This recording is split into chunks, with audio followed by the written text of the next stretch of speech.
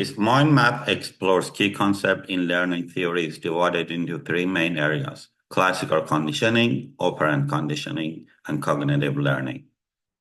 Starting with the classical conditioning, we see that learning occurs through the association of a stimuli. The conditioned stimuli, originally neutral, becomes associated with an unconditional stimuli, leading to conditioned response. For example, the sound of a bell, conditional stimuli, can eventually trigger salivation, conditioned response in dogs, as shown in Pavlov's famous experiment. Over time, if the conditioned response stimuli is no longer paired with the UCS, extinction occurs, where the conditioned response weakens and eventually disappears. On the right side, we have operant conditioning, a form of learning where behavior is influenced by its consequences. Reinforcement, both positive and negative, increases the likelihood of behavior being repeated.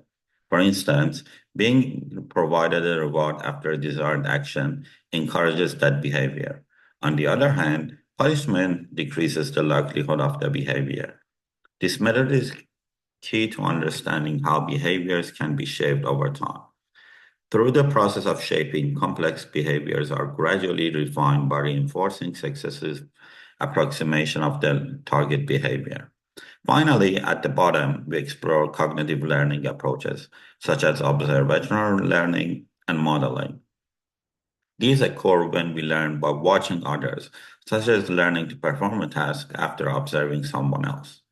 Additionally, latent learning is introduced, which refers to learning that occurs without immediate reinforcement and only become apparent when a situation requires it.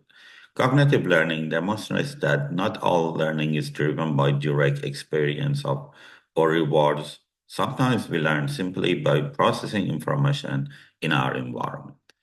This mind map organizes these theories, showing how learning occurs through different mechanisms.